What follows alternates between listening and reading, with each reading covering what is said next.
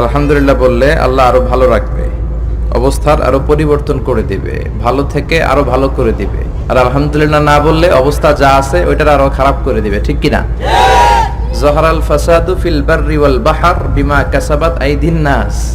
জলে স্থলে এই যে অগ্নিকাণ্ড, ফাসাদ, ভূমিকম্প, বন্যা, মারামারি, পেট্রোল বোমা, হরতাল, এগুলো তোমাদের হাতের কামাই, ঠিক কিনা? আমরা যদি ভালো হয়ে যাই, আমরা যদি নামাজি হয়ে যাই, আমরা যদি মুত্তাকি হয়ে যাই, আমরা যদি আল্লাহ ওয়ালা হয়ে যাই, এই ঝড় তুফানও আসবে না, এই ভূমিকম্প আসবে না, হরতাল হবে না, মারামারি হবে না, দেশটারে শান্তির একটা টুকরায় পরিণত করে দিবে কে? এজন্য সবসময় শুকরিয়া করব কার?